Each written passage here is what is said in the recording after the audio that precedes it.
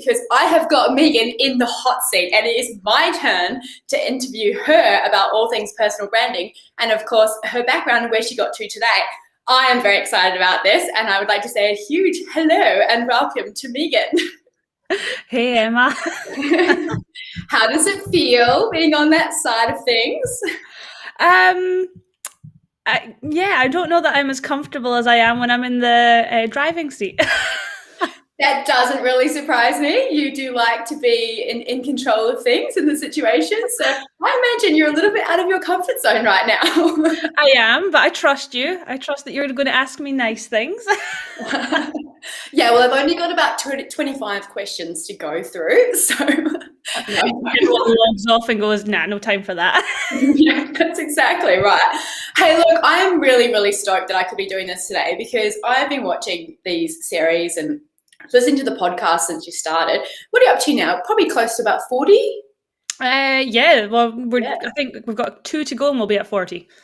See, not far away now. That is really cool. And you've had some great conversations with people about what they're doing. And it's just so great for me to be able to ask you some of these things and draw that out of you, because I'm sure lots of other people are interested to know your story too. So let's dive right in, shall we? Okay. Now, tell me, Megan, personal branding's your jam. We know that now, but has it always been? Is that what you envisioned yourself to be doing when you were at school and growing up? Oh, no. I don't know that I ever really knew in school what I wanted to be. I'm sure my mum and dad could probably tell you what I maybe wanted to be as a kid, but I liked high school. I didn't love it. I'm not the kind of person that thinks my best years were in high school and that I would love to go back there, but I enjoyed it. I loved geography. Absolutely loved it. I had the best teacher, Mr. Adams, who might still be teaching there actually. And we went on some amazing trips. Like we went to Iceland. Like who goes on a school excursion to Iceland? Like I did when I was like 14 or something, and it was amazing. Yeah, he was a brilliant teacher, so I really, really loved that as a subject. Other subjects, yeah, like I managed them. I'm not particularly book smart, but I've got a good memory, so I could get through things okay. But I really had a passion for that, and careers counseling and stuff like that wasn't really like a thing in my school where you would get someone who would be giving you all these different jobs that you'd be doing, and no one ever, like, I didn't know anything about personal branding back then. That wasn't a word I would have ever said. And it was, if you got the grades, it was more a conversation about what university you're going to and what you're going to study, as opposed to what is it you want to be at the other end. And I'm actually working with a client just now who thinks the education system is all wrong and has some ideas about how it should be improved. And I love that, because I really don't think that we get the best from people just sitting in a classroom, because quite honestly, what did I want to be when I was a kid? I don't know. I really don't know. I think that's one of the great things about today, and what kids are growing up with is they really have unlimited opportunities. And I think it was great that sometimes you don't need to know, you don't need to have a plan, you can kind of follow your feet a little bit. So it kind of makes sense. But you got started in business pretty early. You got started at the age of 22? Yeah, so I went to university, did geography, and I did it with psychology. So my degree is geography and psychology, which is a really odd mix, a bit like me. I went back home to Fort William, which, if anyone knows Fort William, it's not a small country town, but it's a country town in the Highlands of Scotland, and there's not the same opportunities for doing anything a little bit outside the box. I loved events, because I thought that's what I was going to do once I had kind of thought about university and stuff. I thought I might go into events because I love bringing people together. I love the buzz. I really love the pressure of events. I like the concept at the beginning, and then I love the pressure, the build up just the week before it and making sure it comes together, and then I get a real high from the actual event itself. So I thought I was going to go and do something like that. So I came home to Fort William, and basically there was no jobs like that. And I got offered my old job back in a hotel as a receptionist, which is the job I had before I went to uni. And I don't know, I was kind of like, really? I went to university and now I'm going to go and work in this hotel. And there's nothing wrong with that, but I just thought, why am I going backwards? And my mum was involved with a not-for-profit at the time, and I said to her, I want to organise a charity ball for you guys, and I want to make some money. And she was like, oh, well, sure. Like, no charity's ever going to, or not-for-profit's ever going to say no to money. So I sat in the corner and I like organized this ball and I made this flyer and everything like that. And I don't know that anyone took me particularly seriously at that point. But I made a lot of money for the charity, so much so that other people started asking me to organize events for them. And then I started doing like exhibitions in Fort William. So again, we've got a high street, but the majority of the shops would be outdoor, for outdoor activities like overalls, tents, all that kind of stuff, because it's very much an outdoor, well, it's the outdoor capital of the UK, so it's set up for that kind of stuff. And pubs, that's basically the majority of the shops that you'll find on our high street. Or at least this was 10 years ago. I know the high streets are really suffering now, but that was what you would find. So there wasn't anything too out of the box. So I started doing wedding fairs and baby and toddler shows, Christmas shows, all these kind of things. So there were like one-off events where I got suppliers from the whole of Scotland, from like Aberdeen all the way down to the borders, wow. Like people from everywhere. Like I was, just went crazy in this. And it was an accidental business where I just started getting ideas and it just started perpetuating. And so yeah, I was doing these events and then people were asking me to do events and stuff, and it was pretty cool. Social media was pretty new at that point, and I was using Facebook really well to be able to get people to my events and also attract people from like other places to come into the town to sort of show their wares, as it were, to the local people. And so then I had local businesses asking me if I would manage their Facebooks for them. And I was like, oh yeah, cool. So I think I had half of Fort William, I was managing their Facebook accounts at the beginning, which was, yeah, well, I mean, I hate Facebook now. It's not my favorite place to be. I'm all about LinkedIn. So it's a kind of crazy start. And I wouldn't be able to help you with Facebook because it's changed so much. But yeah, in the early days, Facebook was my jam. Events was my thing. And then, then I ended up in Australia. So hang on, we were all the way in the UK doing your thing, obviously building a reputation and a brand for yourself over there because people knew to call you if that's what they wanted. So why the leap over across the ditch all the way over to Australia? How did that happen? Well, I always wanted to go to America from being about 15. So you asked earlier what I wanted to be when I grew up. Didn't know about that, but I knew I wanted to go somewhere else. I wanted to go to America and do something else. It just seemed so exciting. And being from the UK, going to America isn't as massive a deal as obviously it is going to America from Australia, where it's like, 2 days later and we might arrive type thing. So I'd been a couple of times. I just love America. Like I just loved it. I thought it was brilliant. Don't get me wrong. I think I've been like 6 times. So I haven't seen the whole of America or all that it has to offer. And right now I'm glad I'm not in America. But that was what young Megan wanted, was to go to America. And my best friend Olivia said, no, let's go to Australia, because she was going to come with me at this point. And I was like, Australia? Spiders, sharks, snakes? I was like, nah, not for me. And then I started looking into it, and things like having a week's holiday in America, I was like, no, that's not going to sit well. Healthcare, because I was a little bit more grown up at this point. It's a whole of 23, I think. Looking at healthcare and education, all this kind of stuff. And I thought, no, America's not really, like, it's a great place to go and visit, but I don't know that it's where I want to live and work, etc. Whereas Australia was a lot more aligned with what I was used to. And yeah, so Olivia never actually came with me, but I bought a one-way flight to Sydney. And yeah, I got there. First stop was Palm Beach, up to see if I could find a river boy up from Home and Away, because I was a Home and Away diehard. I got that's hilarious. I know. People don't think I'm being serious when I say that, but I was literally looking for bracks. I thought I might find them, but little did I know Australia has winter. Because I had given my little cousin all my boots and jackets, because I was like, going to Australia, won't need these. It was June, it was cold, it was wet. The first thing I bought was a jumper. And I jump on this bus. It's like a 2-hour trip, so a 4-hour round trip, just to go up to Palm Beach, where it's just Summer Bay, if you watch Home and Away, to see if I can find a river boy. And they're not even filming because it's winter. So I'm nearly on a flight straight back. I'm like, they've not sold Australia well. But Well, yeah. I guess that's the power of social media and everything else. You've got to say it. It's smoke and mirrors sometimes, and you Oh, can't believe everything you see on social media. oh, 100%. If we're talking about personal branding, it's definitely the highlight reel that we see.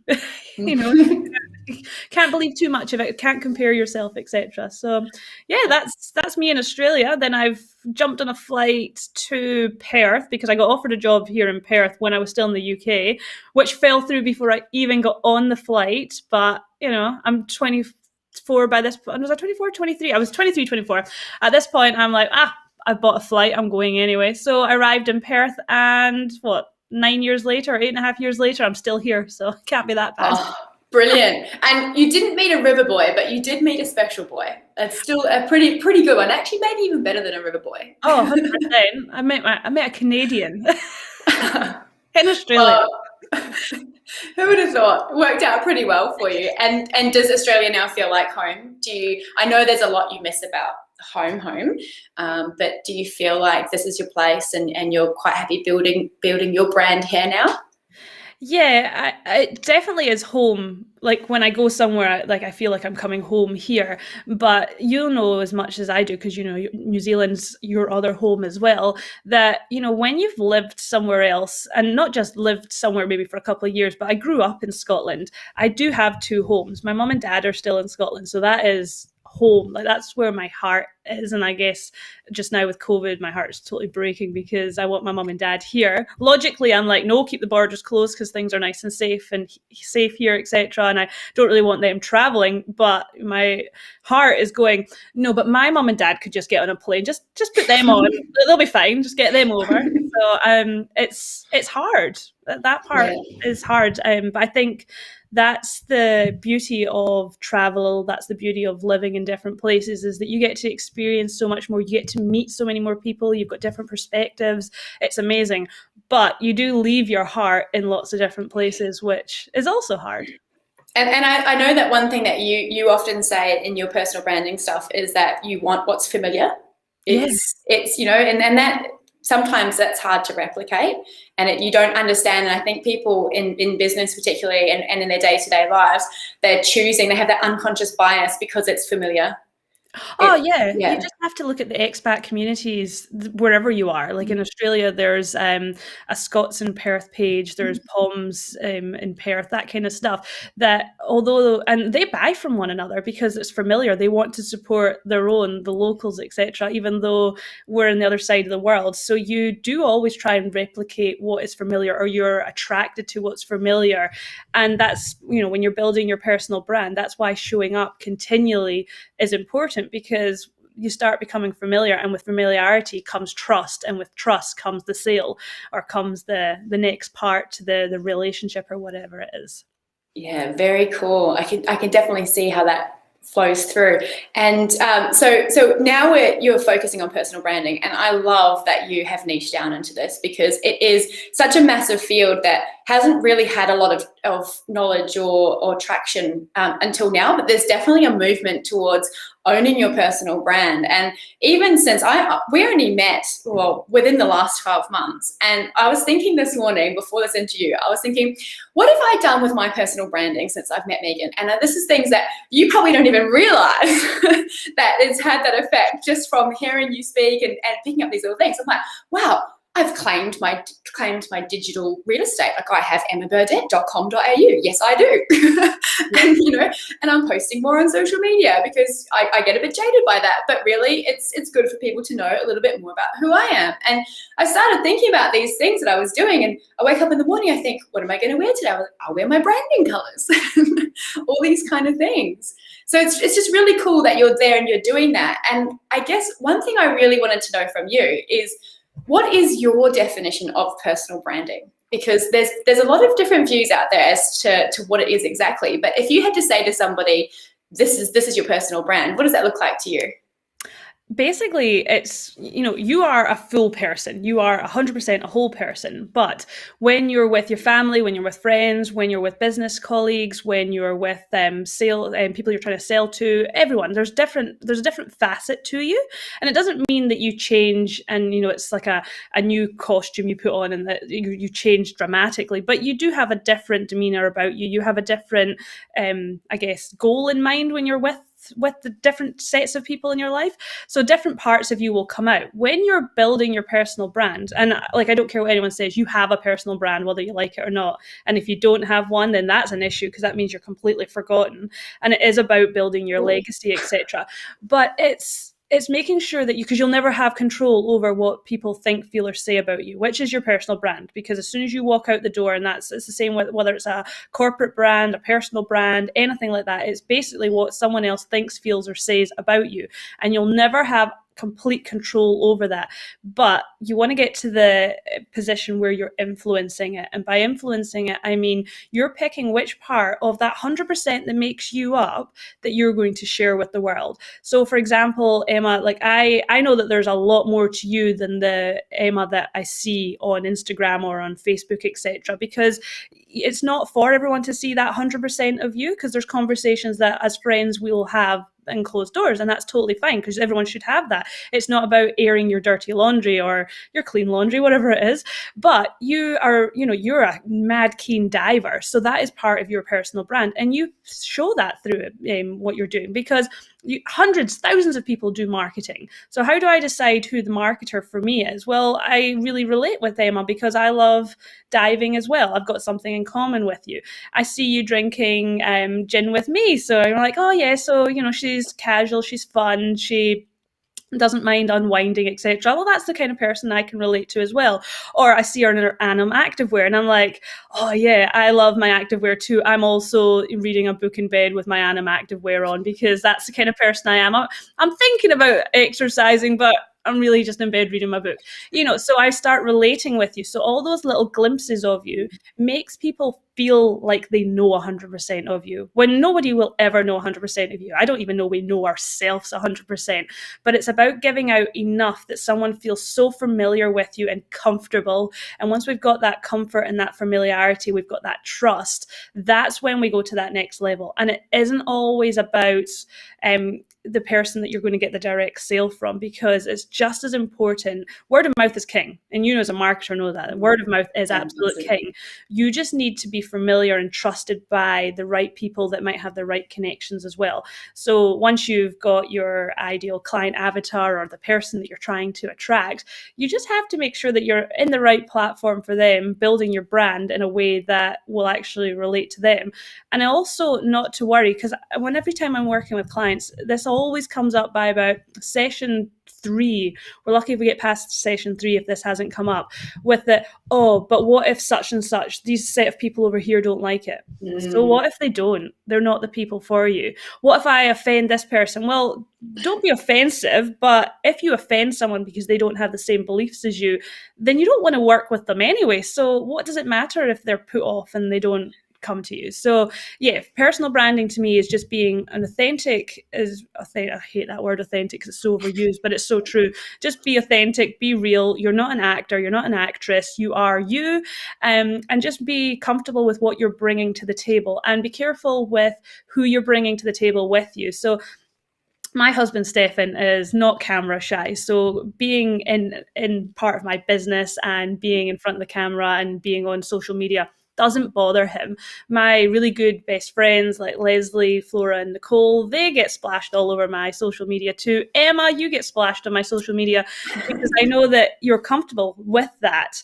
And if you weren't, then I wouldn't do it. But you'll have friends and family members that maybe aren't as comfortable with that. So it's about getting the balance where you're not sacrificing anything else either. So that's a long-winded answer, but be authentic. Keep showing up, build familiarity so that you can build that trust, and just be okay with the fact that you will never control what people think, feel, or say about you, but you can influence it. I literally have goosebumps.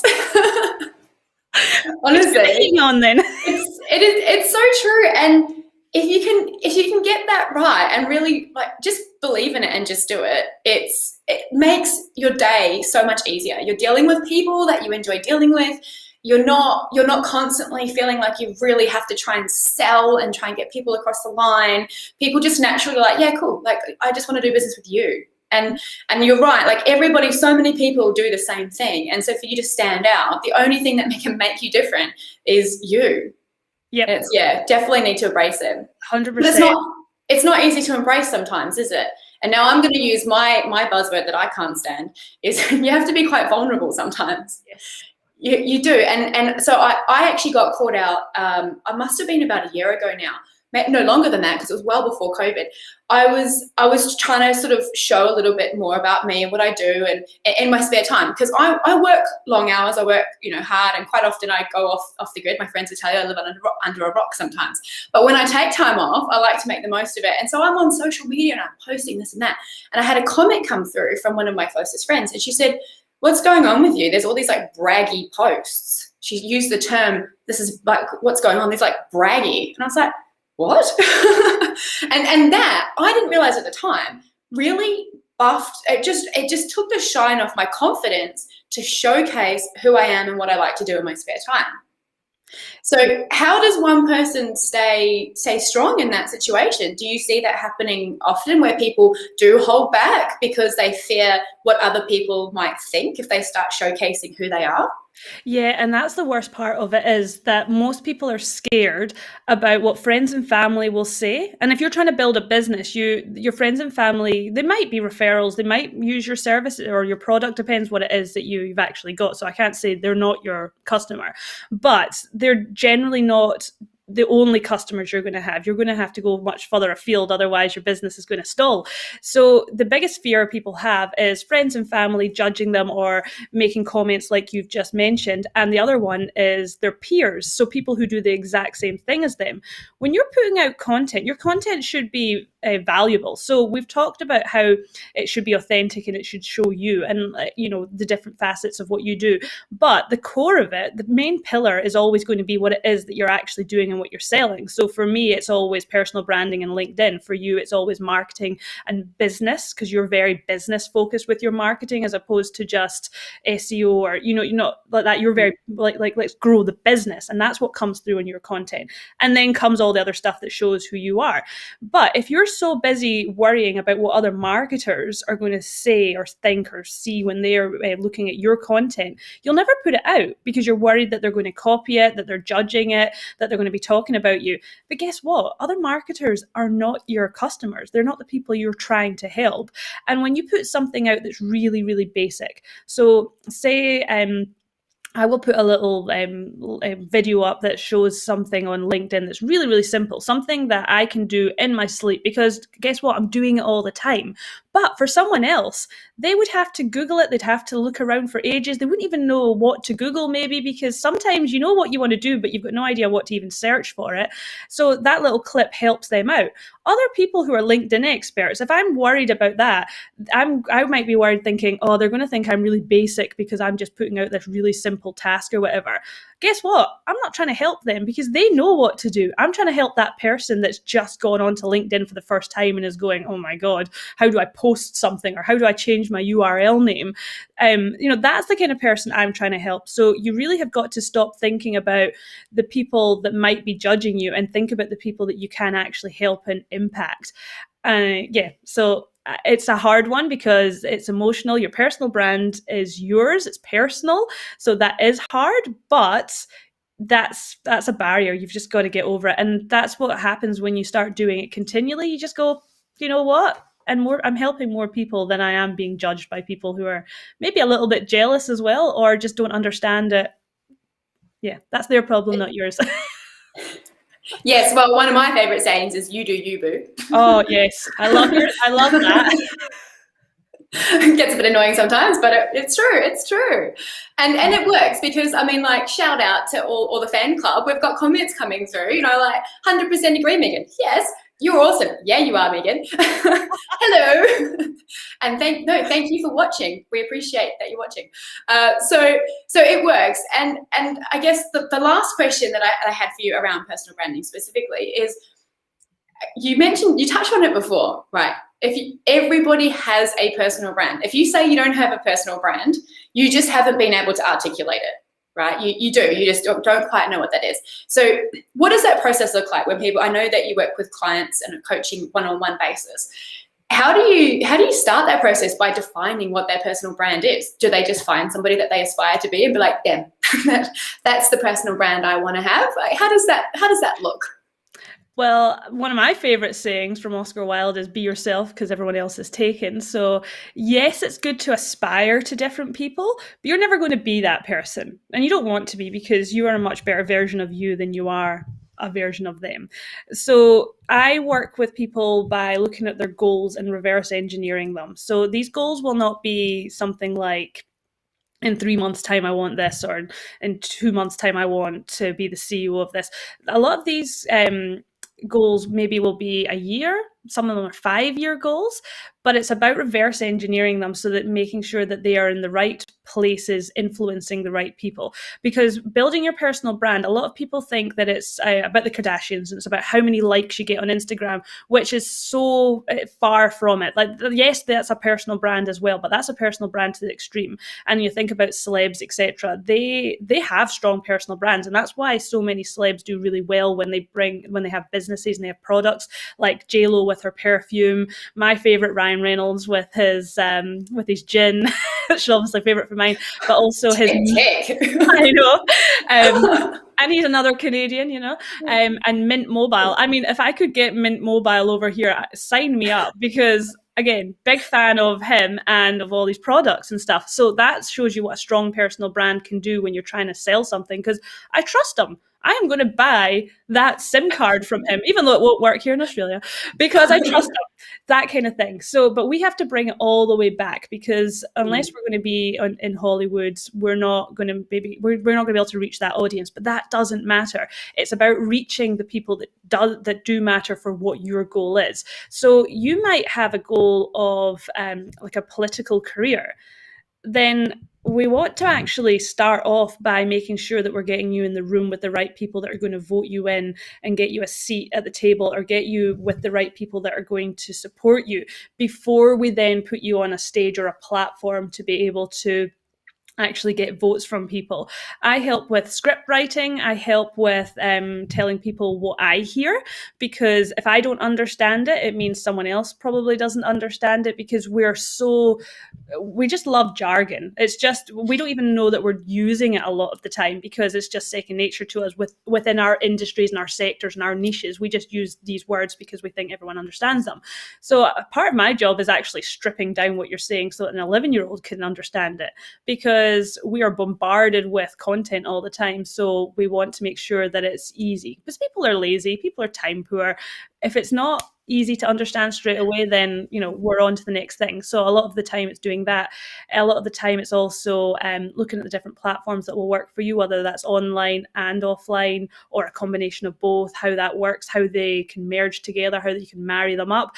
I am all about repurposing. If I can do something in 10 minutes that otherwise would take me an hour, I'm definitely going to cut it down. Same with this podcast is a prime example. So we do this show live, so it's however long, my time commitment is however long I'm actually speaking here today. It goes live out to LinkedIn, Facebook, and YouTube. And I did have the debate, does anyone watch anything live on YouTube? But anyway, it goes out there. And then it's repurposed into a podcast. So some people might be listening to us just now. And then later on, I have someone write it up. So I then have it in blog format. So there's me touching people with audio, with visual, and with being able to read it as well. So it doesn't matter how you consume content, I'm going to reach you.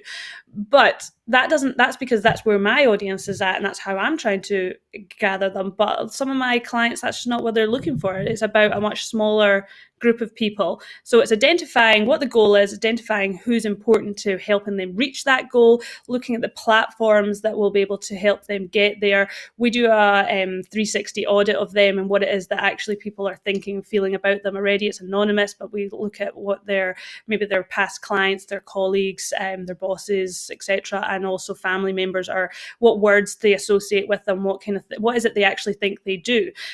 So we do that kind of audit. There's like a massive process, and it's not one size fits all. I kind of compare it to being a personal trainer, where you could go and do it yourself. I'm just helping you with a bit of a strategy. I'm helping you use some of the machines you're not quite familiar with, and making sure that you're on the right path. But it's not one size fits all, because we're also unique and individual.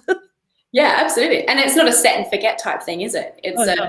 it's a review, it's a staying accountable, it's keep showing up, keep doing these activities. And then I know for myself, once you start owning that and embracing it, it all flows and happens so much more naturally. So I can definitely see the value in having that coaching support, especially in the beginning. And even going forward, I can see how you still have clients that keep coming back to you because they just want to chat to you once a quarter and just touch base and get that little bit of nugget of gold out of you and keep building on that. It's cool. It's actually a real intimate process as well, because in some of our sessions, like, we talk about a lot of things, and we work out what the blocks are as well, because that's, you know, like what you were talking about before about your friend making that comment about you being braggy. That might be the reason that you're not actually creating content and put yourself out there. So we have to work through that, and it's gentle. It's not, you know, I've never told anyone get over it and just post it. You know, it's got to be comfortable for you as well, because I want you to build habits that you're going to be able to do well into the future, way after you're finished working with me, because that's the whole point. The same with working with a personal trainer, is that you build up these habits, you build up the knowledge, and you know how to work things. And you might have your check-ins every quarter or whatever, just, you know, like a weigh-in, I guess, just to see what's happening. But it's the bouncing ideas and the accountability. That's the part that I love, because I'll work with clients that come with ideas and we'll go, there's something there, but it's not quite right. And then by the end of the session, we're like, oh, we're going to take over the world with this. This is amazing. You know, it's just having that person that has no judgment, has nothing else other than you. Like, when I'm there with you, that is all I'm interested in is how it's going to reach your goal, and pulling away all this stuff. And I'm always there to be like, yeah, that's a great idea, but which of your goals does that fit into? Because there's, like, don't overload yourself and don't dilute yourself too much. That's why I think niching is so important, because it's really easy for someone to know what it is you do. Yes. Sorry. Yeah. That's my ramble about personal branding. I could just go on and on though. I love that though, because it's just, you're just so enthusiastic and knowledgeable, and just the pure passion that you put into everything you do. I'm like, sign me up. How do I get? Good point. How does one engage you for personal branding services? Tell me about what I can do. Maybe I might not be able to do personal coaching right now. Do we have any other options in the pipeline that we can jump onto? So I've got two options with my coaching. There's like a continual package, so it's a minimum 3 months where you work with me, or there's one-off that's almost like a masterclass. And some people like to do them quarterly, and it's just a quarterly kind of catch up and, you know, do their strategy and come back again. I do a lot of LinkedIn stuff as well. So I've got my LinkedIn program, which I love, because I think LinkedIn is like the place to be right now. I think the organic reach is amazing. It's the best place to build your personal brand, especially if you're a bit of you know, people say it's smart, I say it's lazy. You don't want to create too much content, because this is a little nugget of gold. For one piece of content on LinkedIn, you need to create 3 pieces for your grid on Instagram, 2 reels, and be in your stories every day, just to get the same level of engagement as you do from one quality piece, and not just a crappy piece of content, but one quality piece of content on your LinkedIn. Like, that's a no-brainer to me, because the people I'm working with, they're busy people, and content creation is not their jam. Like, they're not sitting there with their iPhones going, hello, good morning, you know, outfit of the day. Like, that's not their jam. So being able to create one piece of quality content on LinkedIn, that's massive. So my LinkedIn program, you can get all this on my website. There's the LinkedIn program that you can do self-paced anytime, or there's one-on-one coaching with me. That's pretty much it, because I'm really niched and I just do personal branding with a side of LinkedIn. How easy is that? Love it. I love it. And I will vouch for the LinkedIn program. That's actually how I met you in the first place. Somebody said, hey, there's this person doing LinkedIn, you've got to get on it. And I did. And yeah, so many quick things. Like you've said before, you think that it's easy, but for people who aren't on LinkedIn all day, every day, living and breathing it, it's just the small things. And you give such clear and concise guidance to just go and do it. It's very actionable stuff. So big fan of the program. Jump on. If you haven't done it already, jump on, because it's not even that expensive. We're going to work on putting that price up. Thanks, Emma. Hey, well, look, I feel like I've really quizzed you. I think that's probably enough of the questions. Before we go, I just have to say, like, show us your fingernails. Like, what we've got some paint on there? On brand. Branded. On brand. Love it. All the time. Every time.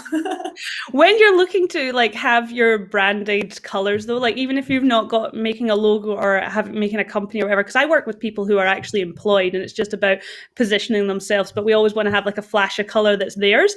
Pick a color you love. Like, because it's so much easier to be able to integrate that into stuff, whether it's just something you're wearing or your nails or whatever. Don't pick a color that you think is cool and fancy or it's the Pantone color of the year, because you're going to get sick of it. I picked teal because I love teal. I wear teal. I love being surrounded by it. I love the water. Like, I love all your, like, Emma is an amazing underwater photographer, and like all those lovely teals that you get from when like you're in Rottnest and stuff. So yeah, pick a color that actually resonates with you and that you love, because you're going to be stuck with it for a while. Yeah, no, it's good. Valid point. Hey, thank you for your time today. It has been wonderful being on the other side of things and getting to hear everything that you have to share. It's very cool, and I'm sure everybody will jump on and watch this when they can. So that's all from me for today, and I look forward to seeing how things go and hearing more about the work you're doing with your clients. Thank you so much, Emma. This was daunting, but we got there and I actually enjoyed it.